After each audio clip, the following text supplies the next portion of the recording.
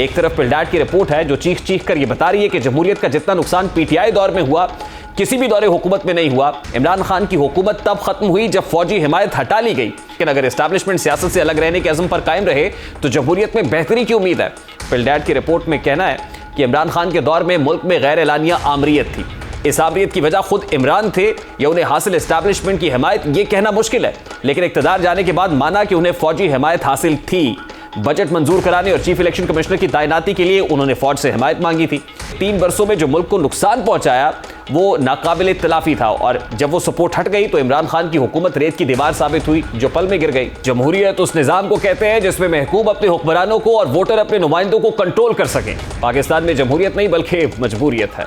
जिस मुल्क में गुर्बत इंतहा दर्जे की हो, ना खानदगी की शरह यानी जहालत इंतहा दर्जे की हो और समाजी अदम तहफ़्फ़ुज़ इंतहा दर्जे का हो, उस मुल्क में अवाम जमहूरी नहीं होते और उनका फैसला कभी जमहूरी फैसला नहीं होता। पाकिस्तान में जमहूरियत कैसी है और किस तरह राइज है, इसका अंदाजा Pakistan institute of legislative development and transparency यानी पिलडाट की जमहूरियत के हवाले से रिपोर्ट से लगाया जा सकता है। इस रिपोर्ट में यह बताया गया है कि 40 बरसों में इस्टेब्लिशमेंट ने सियासतदानों से मिलकर जो चालें चली वो और जमहूरी निज़ाम के साथ जो खेल खेला गया वो खुलकर बेनकाब हुआ। इस्टेब्लिशमेंट की मुदाखलत ने पार्लियामान, सियासी जमातों, अदलिया और ब्यूरोक्रेसी समेत तमाम इदारों को मफलूज किए रखा। लिहाजा खराबी के खात्मे के लिए गैर आईनी कार्रवाइयों के खिलाफ संजीदा इक़दाम करना होंगे। पिलडाट के मुताबिक इलेक्शन कमीशन ने आईनी खुद मुख्तारी का इस्तेमाल किया। इलेक्शन कमीशन का सख्त इल्जामात का मुकाबला करना जमहूरियत के लिए उम्मीद की किरण है। पिलडाट ने लिखा कि नवंबर 2022 में आर्मी चीफ ने सुमुखदोश होते वक्त कहा कि अब फौज सियासत में मुदाखलत नहीं करेगी। फौजी कमान की तब्दीली के बाद इस्टेब्लिशमेंट के सियासत में मुलव्वस होने का सबूत नहीं मिला। इस अदम मुदाखलत के फवायद शायद फौरी हासिल ना हो, लेकिन अगर एस्टैब्लिशमेंट सियासत से अलग रहने के अज़्म पर कायम रहे तो जमहूरियत में बेहतरी की उम्मीद है। पिलडाट की रिपोर्ट में कहना है कि इमरान खान के दौर में मुल्क में गैर एलानिया आमरीत थी। इस आमरीत की वजह खुद इमरान थे या उन्हें हासिल एस्टैब्लिशमेंट की हिमायत, ये कहना मुश्किल है। रिपोर्ट के मुताबिक इमरान खान ने बतौर वज़ीर आज़म अपने तर्ज़ हुकूमत का जिम्मेदार फौज को नहीं कहा, लेकिन इक़्तिदार जाने के बाद माना कि उन्हें फौजी हिमायत हासिल थी। बजट मंजूर कराने और चीफ इलेक्शन कमिश्नर की तैनाती के लिए उन्होंने फौज से हिमायत मांगी थी। इमरान खान की हुकूमत तब खत्म हुई जब फौजी हिमायत हटा ली गई। एक तरफ पिलडाट की रिपोर्ट है जो चीख चीख कर ये बता रही है कि जमहूरियत का जितना नुकसान पीटीआई दौर में हुआ किसी भी दौरे हुकूमत में नहीं हुआ। वन पे ने 3 बरसों में जो मुल्क को नुकसान पहुंचाया वो नाकाबिल तलाफी था, और जब वो सपोर्ट हट गई तो इमरान खान की हुकूमत रेत की दीवार साबित हुई जो पल में गिर गई।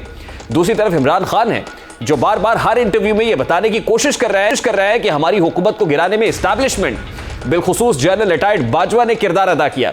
उन्होंने कल भी निजी टीवी को इंटरव्यू देते हुए ये बातें दोहराई कि एक जनरल बाजवा एक्सटेंशन से पहले थे और एक बाद में थे। एक बात जनरल बाजवा कहते थे और एक ग्राउंड पर हो रही होती। मुझे उनकी तरफ से बाकायदा मैसेज मौसूल हुआ एक्सटेंशन के लिए, लेकिन अब जब मैं माजी में देखता हूं तो एहसास होता है कि जनरल बाजवा को एक्सटेंशन देना सबसे बड़ी गलती थी। लेकिन वो लास्ट मिनट में मैसेज आई कि देखें वो कह रहे हैं कि अब उनकी पोजीशन बड़ी ऑकवर्ड हो जाएगी तो अभी से कर दें, क्योंकि फिर बाद में पॉलिटिक्स चल पड़ती है। ये किसका मैसेज आया था? अब वो रहने दें, मैं नाम नहीं लेता, लेकिन इनकी तरफ से मैसेज कमरजीत बाजवा साहब की तरफ से। जी इनकी तरफ। चेयरमैन तहरीक इंसाफ ने अपने इंटरव्यू में यह बताया कि उन्हें बाकायदा एक्सटेंशन के लिए मैसेज मौसूल हुआ, जिसके बाद उन्होंने एक्सटेंशन दी, लेकिन वो ये बताना भूल गए कि ये वही इमरान खान थे जो एक्सटेंशन के हक में नहीं थे। इक़्तिदार में आने से कबल ये कहा करते थे कि कभी किसी को एक्सटेंशन नहीं देना, इसलिए कि मजबूत इदारा चाहता हूँ, मैं यकीन रखता हूँ कि मुल्क को इंडिविजुअल्स नहीं बल्कि इदारे चलाते हैं। माजी में इमरान खान एक्सटेंशन से मुताल्लिक क्या कहा करते थे, ज़रा वो भी आपके सामने रखता है। अगर वजीर आजम होते तो आप जनरल कियानी को और DGISI को एक्सटेंशन देते? नहीं देता, इसलिए कि मैं मजबूत इदारे चाहता हूँ। मैं बिलीव करता हूँ कि मुल्क को इंडिविजुअल्स नहीं चलाते, इदारे चलाते हैं। जंग के अंदर भी जब सेकेंड वर्ल्ड वॉर हो रही है, फर्स्ट वर्ल्ड वॉर थी, कभी भी उन्होंने किसी को एक्सटेंशन दिया? यानी कभी इदारे जो होते हैं वो फंक्शन करते हैं अपने कानून के मुताबिक। जब उनके कानून आप तोड़ते हैं और किसी शख्स के लिए चेंज करते हैं, जो जनरल मुशर्रफ ने किया, जो हर डिक्टेटर करता है, आप उस इदारे को तबाह कर। लेकिन बाखबर जराए कुछ सीनियर सहाफ़ी जिनकी जनरल बाजवा से तवील नशस्तें हो चुकी हैं, वो अलग ही कहानी बताते हैं। कुछ रोज कबल सीनियर सहाफ़ी जावेद चौधरी ने अपने कॉलम में जनरल बाजवा से मुलाकात 2019 में दी जाने वाली एक्सटेंशन और अदम एतमाद के बाद कबर जावेद बाजवा को एक्सटेंशन के हवाले से की जाने वाली ऑफर से मुताल्लिक तफसील से बताया है। वो अपने कॉलम में लिखते हैं कि जब इमरान खान के खिलाफ तहरीक अदम एतमाद जमा करा दी गई और इमरान खान अपने इत्तेहादियों को बनाने में नाकाम हो गए तो PTI की तरफ से आर्मी चीफ की सपोर्ट हासिल करने के लिए उन्हें 3 बार एक्सटेंशन की ऑफर की गई। मार्च 2022 के महीने में 2 बार ऑफर की गई। पहली पेशकश असद उमर आर्मी चीफ के पास लेकर आए थे। उनका कहना था कि आप नए कानून के मुताबिक 65 साल की उम्र तक आर्मी चीफ रह सकते हैं, हम नोटिफिकेशन जारी कर देते हैं, आप आर्मी चीफ रहें और हमें हुकूमत में रहने दें। जनरल बाजवा ने यह पेशकश टाल दी। इसके चंद दिन बाद परवेज खटक DGISI के दफ्तर गए। DG के सामने बैठकर महफूज फोन के जरिए जनरल बाजवा से बात की और उन्हें गैर मुअय्यना मुद्दत यानी ताहयात एक्सटेंशन की ऑफर दी।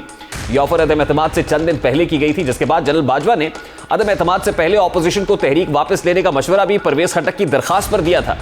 जावेद चौधरी आगे चलकर हुकूमत तब्दील होने के बाद ऐवान सदर में होने वाली मुलाकातों के बारे में लिखते हैं कि हुकूमत तब्दील हो गई और इमरान खान ने जनरल बाजवा को गद्दार, मीर जाफर और मीर सादिक में करार दे दिया।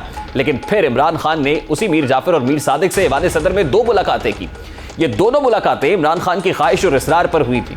सदर आरिफ अलवी इमरान खान का पैगाम लेकर जनरल बाजवा के पास आए थे और उनका इसरार था आप एक बार खान से जरूर मिल लें, जिसके बाद ये डिमांड हुई कि ये मुलाकात ऐवान सदर के रिहायशी जोन में हो। दोनों मुलाकातों में इमरान खान के साथ शिबली फराज मौजूद थे। ताहम ये दोनों मुलाकातें कमरे में दाखिल नहीं हुए, मुलाकात के दौरान मौजूद नहीं थे। इमरान खान और जनरल बाजवा के दरमियान 1-on-1 मुलाकात हुई और ये दोनों 45 मिनट की मुलाकातें थी, जिसमें इमरान खान ने PDM हुकूमत को गिराने की फरमाइश की, जिसमें जनरल बाजवा ने हुकूमत गिराने में किरदार अदा करने से यह कहकर इनकार कर दिया कि मैं ये गैर आईनी काम कैसे कर सकता हूं। और इसी मुलाकात के बाद इमरान खान ने सीनियर सहाफी कामरान खान जनरल बाजवा को मशवरा दिया कि कमर जावेद बाजवा इलेक्शन तक एक्सटेंशन ले लें